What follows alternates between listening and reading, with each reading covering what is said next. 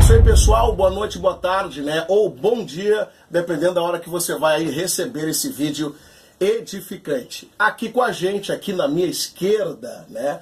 Na minha esquerda, nosso irmão Isaías Fagundes, né?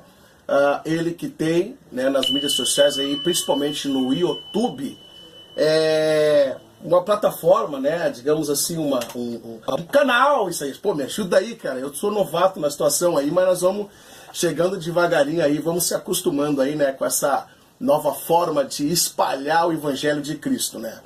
No meu canal, né, Realidades Bíblicas, canal do Isaías. Isaías DF. Por que Isaías DF, meu irmão? Por causa do meu sobrenome, né? Sobrenome, qual é o sobrenome? Dias Fagundes. Dias Fagundes. Então, canal Isaías Dias Fagundes. Olha só, nós estamos aqui com uma proposta de palavra, né? E essa proposta de palavra veio por intermédio da minha pessoa, ouvindo aqui o nosso amado pregando num grande culto abençoado aí no nosso ministério. E aquilo indagou-me, eu fiquei pensando, gente, durante a semana, glória a Deus, né, sobre esta palavra. Sabe aquela palavra que é um pingo d'água, cara, que bate, e incomoda, né, incomoda. E é interessante, até é instigante falar sobre esse tema, porque o tema é o seguinte, ó, os porquê de Deus, amado. Você já parou para pensar por que Deus pergunta sendo Ele onisciente? Ora, um dos atributos de Deus... O que seria atributo, amado? Quando a gente fala assim, atributo de Deus, o que te faz lembrar, amado? Eu acredito que de uma maneira mais fácil simples, de entender, até perfeito, para quem não seja cristão, que esteja assistindo, né? Seja características de Deus, da essência de Deus, características da essência de Deus.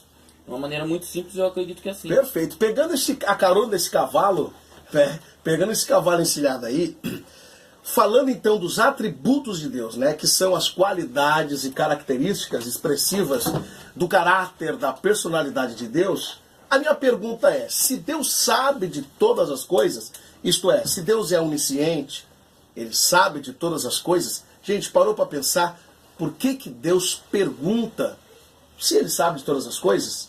É por isso que está comigo aqui, ó, para responder. Eu fora, mano, ó, eu só vou indagar aqui o da esquerda, aqui o nosso irmão Isaías Fagundes, né? Então, vamos lá. Olha, Isaías, eu já tenho a revelação, porque eu já ouvi, né, essa palavra aí que o Espírito Santo tem te direcionado lá na igreja, e eu sei que eu fui edificado, e eu sei que aqueles que nos ouvem também vão ser edificados. A minha pergunta para nós dar esse start aí na nossa conversa é o seguinte: por que Deus pergunta, irmão Isaías, sendo Ele onisciente, sabendo de todas as coisas, né? Será que Deus quer aprender, irmão Isaías? Está contigo essa batata, mano.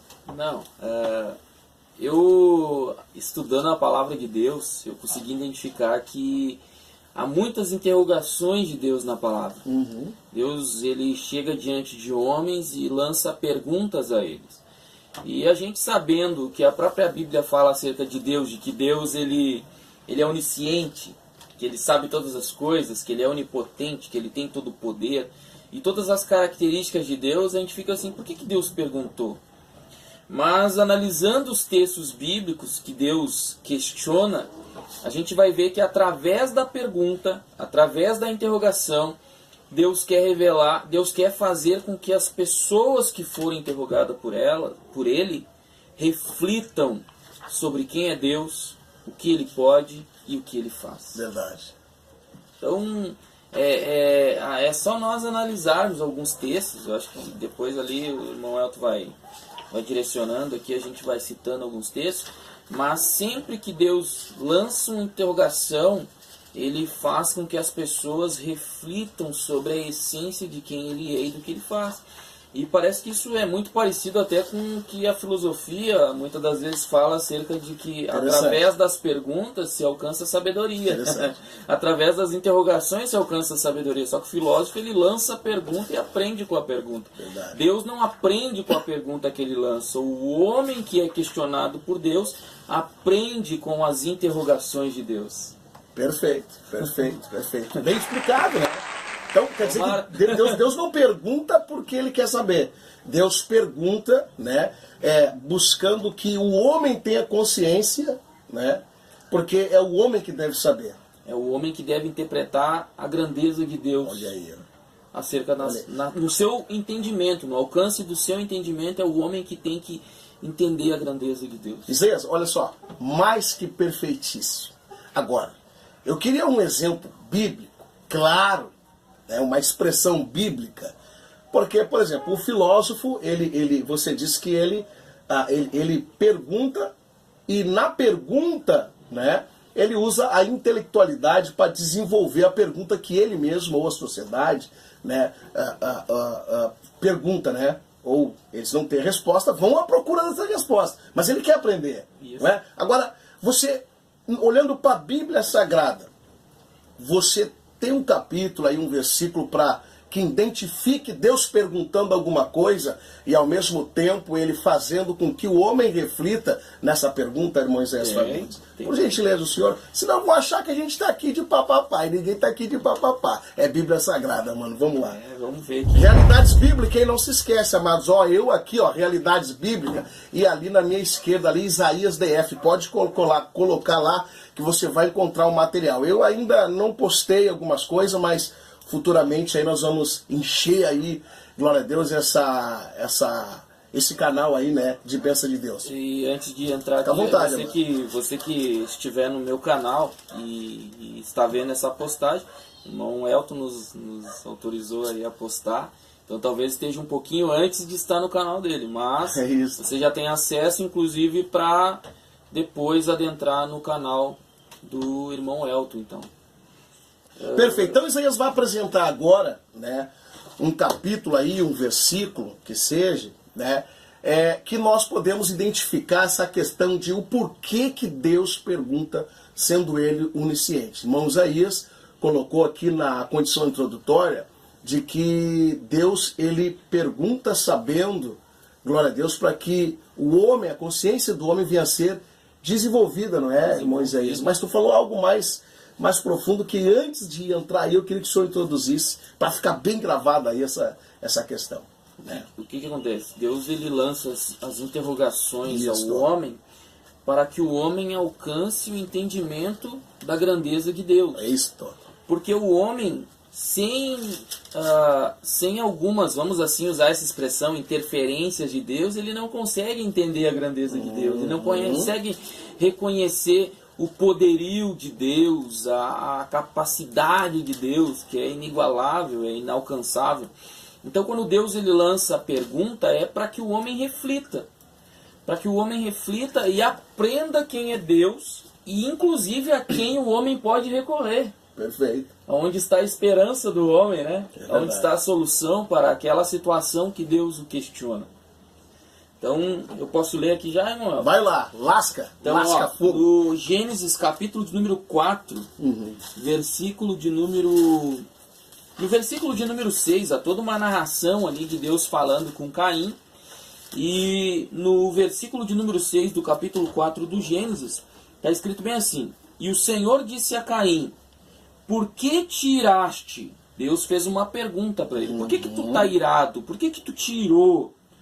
E por que descaiu o teu semblante? Por que tu ficou irado, cara amarrado, ou triste, eu não sei, né? Mas ficou de um jeito que chupou limão. Deu para perceber. Limão, comeu giló. Giló. Então Deus, ele faz essa pergunta. Por que isso? Mas Deus sabia o porquê. Tanto que a gente lendo adiante o texto, a gente vai ver que Deus sabia o porquê, porque de Deus nada esconde, Deus vê tudo, Deus sabe a tua essência, Deus sabe aquilo que o homem não vê, Ele conhece a tua estrutura, tudo. Então, no versículo 7, aí Deus pega e dá uma dica para ele, fazendo uma pergunta. Primeiro Deus pergunta por que ele está daquele jeito, sabendo como ele estava, para que ele reflita. O que gerou aquilo nele? Qual foi o sentimento que alimentou aquela cara de limão? Qual foi o sentimento que alimentou, descaiu o semblante? E qual foi o sentimento que alimentou a ira nele? Deus está fazendo com que ele reflita. E aí Deus lança mais uma pergunta para ele refletir. Se bem fizeres, ou se fizeres o bem, não é certo que serás aceito? Jesus. Ele está dizendo, se você faz o bem, você não é aceito pelo bem que faz? Verdade. E aí Deus continua, para que ele reflita.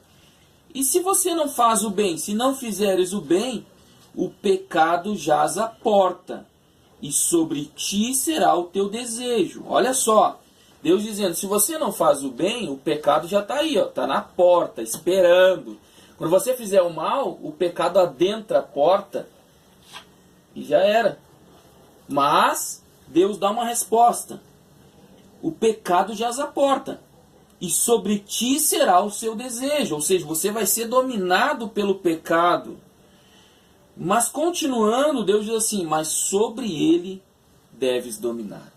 Então toda pergunta de Deus a Caim está fazendo com que ele reflita e que ele retroceda e volte atrás do que ele está já maquinando e planejando, quando nem o próprio Abel sabia o que estava se passando dentro do seu irmão Caim. Verdade. Mas Deus já sabia. Deus já sabia. E Deus já estava lhe dando uma chance dele não cometer o primeiro homicídio da história humana. Meu Deus.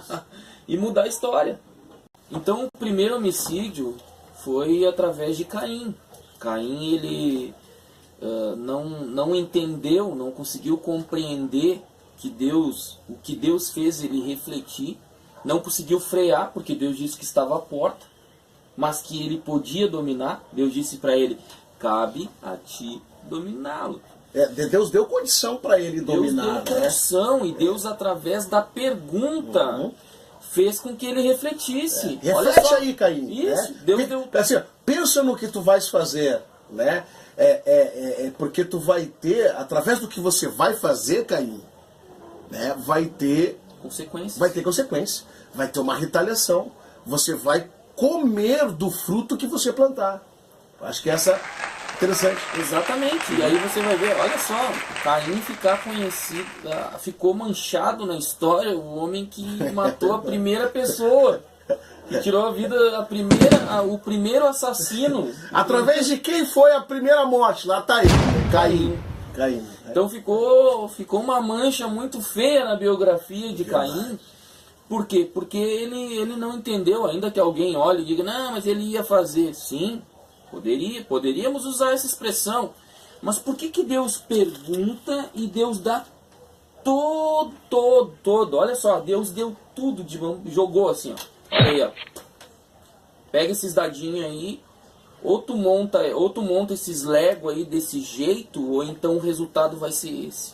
Deus jogou tudo o que ia acontecer. Deus jogou o que tinha no coração dele, o que estava alimentando. Através da pergunta, Deus deu toda a resposta para que ele refletisse e tomasse uma atitude. Através de uma pergunta. Através de uma pergunta.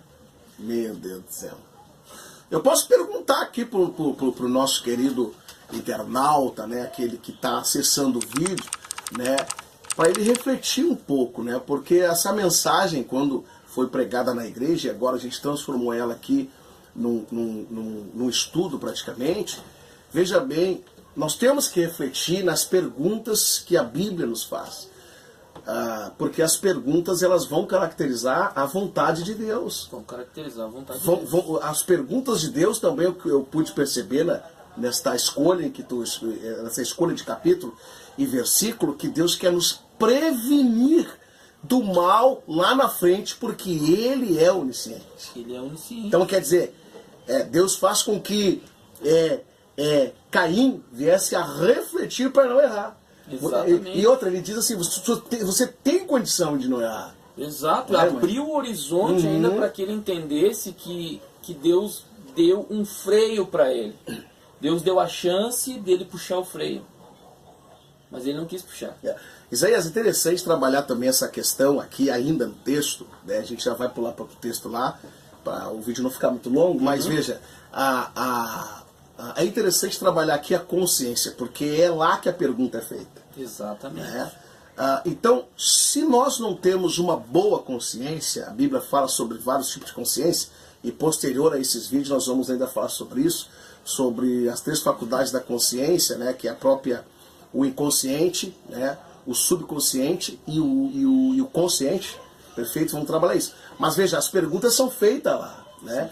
Então, se o homem tiver uma característica de uma boa consciência, ele vai não só refletir, como ele vai ter resposta da sua consciência, a própria consciência condenando a ação que ele vai cometer. E através dessa condenação da ação, obter escolhas corretas. Escolhas corretas. E aí vai uma coisa que, ó, não sei se eu já vou gerar um problema pra ti, nem bem começou o canal, já tomar pau aí dos calvinistas. E eu no meu canal, né, se houver algum calvinista ali que estiver ouvindo isso. Só aqui eu já vejo o livre-arbítrio. Certíssimo. Deus dizendo para ele, olha, o pecado já aporta, mas cabe a ti dominá-lo. Deus não está dizendo, não, tu vai pecar e não tem, tu vai ter que pecar de qualquer jeito. Não, Deus está dizendo, olha, tá à porta. Mas eu estou te mostrando o que gerou ele, o que está acontecendo dentro de ti, mas eu vou te dizer uma coisa, cabe a ti dominá-lo. Cabe a ti dominar. Eu não vou dominar por ti, cabe a ti, né? Isso, Deus está dizendo, isso eu é não responsabilidade vou sua. ti. Eu não vou te frear, mas eu estou te dando todas as condições de puxar o freio. Olha aí, é a tua responsabilidade dominar. Né? Então tá, né? Então é interessante, né? Porque essa consciência, gente, né?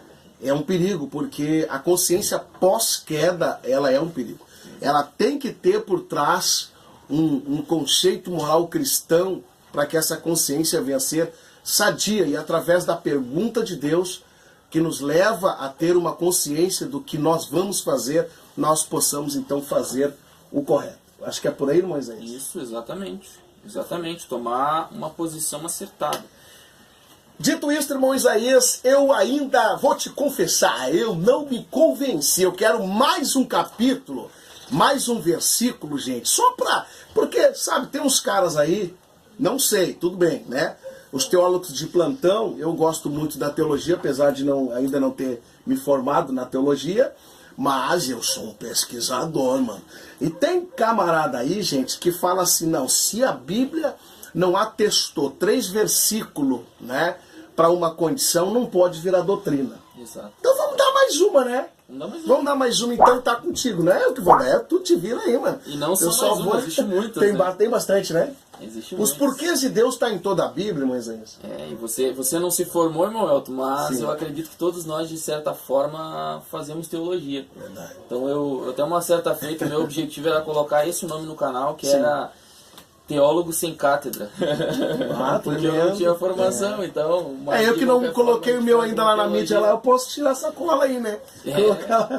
Então, como o irmão falou, tem que ter pelo menos uns 3 textos. Então, vamos citar um segundo aqui.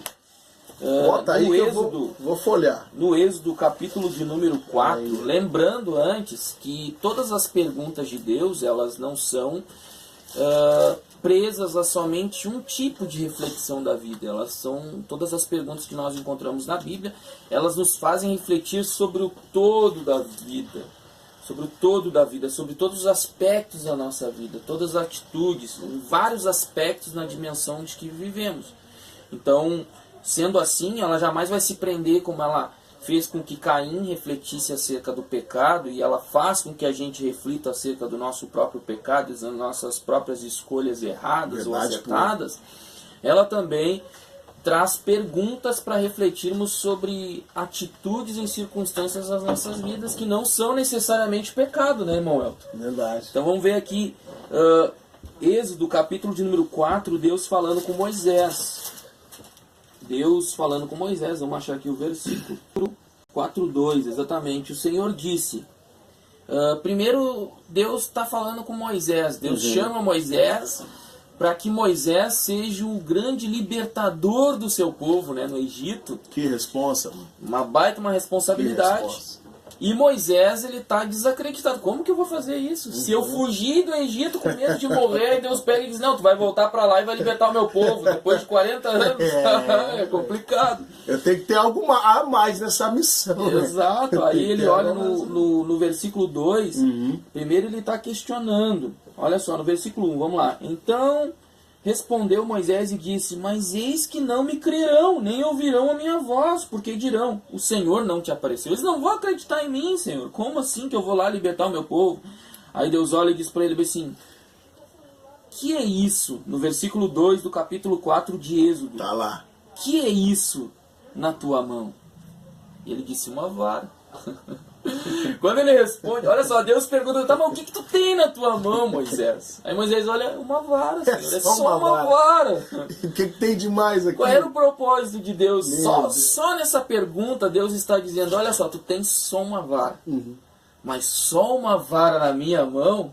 Nossa. É coisa grande. Olha só, no versículo 3. E ele disse, olha só, Deus disse para ele, lança na terra. E aí Moisés lançou. E a lançou na terra e tornou-se em cobra, numa serpente. E Moisés fugia dela. Olha só, é só uma vara que eu tenho. Mas quando Deus disse, olha, joga ela aí. Ele jogou e ele fugiu da vara, porque a vara se tornou uma serpente. E aí Deus olha e diz assim, então disse o Senhor a Moisés, estende a tua mão e pega-lhe pela cauda. E estendeu sua mão e pegou-lhe pela cauda e tornou-se em vara na sua mão. Deus estava dizendo, olha só, eu através de ti, primeiro, o que tu tem na tua mão? Não tem nada, Senhor, eu tenho só uma vara. Mas só uma vara na tua mão, diante da minha vontade, faz coisas grandes. Deus já está dizendo para Moisés, olha, tu não tem condição, Moisés. Mas comigo, tu na minha mão é como essa vara. A vara é uma varinha. Mas diante da minha ordem, você joga, ela se transforma em serpente e você foge dela. Tu viu só? E tudo começa numa pergunta, né? Numa pergunta. Deus está mostrando para ele a grandeza dele. No próprio capítulo, a gente vai ver que Moisés ainda continua se fazendo para fazer a obra de Deus. Que é isso nas tuas mãos? Continua. E ele disse, uma vara. Uma vara. E se a gente continuar no texto, a gente vai ver que ele ainda assim mesmo não se convenceu. Ele continuou meio que se menosprezando. Quanta gente, né, que Deus diz, não, eu quero te usar, mas desacredita porque acha que não tem condição. Mas se Deus disse, quem se responsabiliza é Deus. E quem tem o poder para fazer as coisas é Deus. Verdade. Porque no versículo de número 10, então disse Moisés ao Senhor, ah, meu Senhor, eu não sou homem eloquente, nem de ontem, nem de anteontem, nem ainda desde que tens falado ao teu servo, porque sou pesado de boca, alguns dizem que ele era gago, e pesado de língua. E aí disse Deus, quem fez a boca do homem? Olha, uma pergunta. Moisés, tá, tu é pesado de língua, pesado de boca, mas quem fez a boca do homem? E quem fez o mudo? E quem fez o surdo? Ou o que é cego, ou o que vê? Não sou eu o Senhor? E aí Deus diz, vai, pois agora, e eu serei com a tua boca e te ensinarei o que has de falar. Mas antes, Deus faz as perguntas para mostrar para Moisés, olha Moisés, se tu depender de ti mesmo, da tua própria eloquência, da tua própria capacidade, do que tu tem na mão, é uma vara, é uma varinha somente, amendoeira, tu não vai fazer nada. Mas o que tu tem na minha mão é grandes coisas. Porque sou eu que sou grande. Deus está dizendo, sou eu que sou grande. É eu que tenho que ser grande na tua vida. Eu me lembrei da passagem de Jesus no deserto, ele vai com o povo e tal. Ele faz uma pergunta ali, né? Houve fome entre o povo já estava ali durante dias com Jesus no deserto, né? E alguém pergunta, o povo tem fome e tal, gera toda aquela situação ali, que com certeza os nossos espectadores sabem disso. E um homem, né, entre os discípulos, eles perguntam, Senhor, olha, o que nós vamos fazer? Né? O que nós vamos fazer? É muita gente com fome. Né? Aí Jesus diz, dá-lhe voz de comer. Né? A responsabilidade é de vocês, não cabe a nós lançar o povo de mãos vazias, né? De barriga vazia. Não, você é responsável. Não, mas nós não temos nada, nós não temos dinheiro. Nem 200 dinheiro seria o suficiente para alimentar todo esse povo. Né? E aí Jesus ele faz uma pergunta, né, que é extraordinária, que nós encontramos nos textos sinóticos, né, nos evangelhos. João capítulo 6. Tá na mão, hein? João capítulo 6. Lembrando, irmão. Qual é a pergunta que ele faz? Não querendo te corrigir. Vai embora, irmão. Mas, na verdade, quem começa com a pergunta o lugar é o próprio para corrigir Jesus. É agora, é aqui. No capítulo 6, quem começa com a pergunta é o próprio Jesus. Perfeito. Jesus já queria instigar a fé deles para ver O que eles iam fazer? Sim. Jesus já queria gerar um rebuliço Certo. ali. Tinha quase 5.000 homens, fora mulheres e crianças. Eu já calculei isso, talvez algum teólogo de plantão que está ouvindo aí, que diga que eu estou errado. Mas quem Fora sabe você coloca mulheres no e comentário aí, né? É. Mas eu arrisco a dizer que pelo menos 9.000, 10.000 pessoas tinham lá, contando com Verdade. mulher e criança. É. Eu arrisco.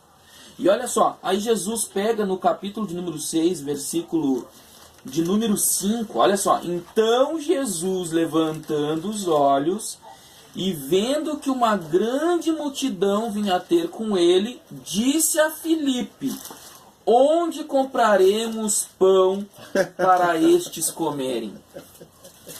Foi Jesus que gerou. Jesus perguntou. Jesus que... Olha tu só. melhorou o texto pra mim, na É, verdade. Jesus perguntou para eles: onde a gente vai comprar pão?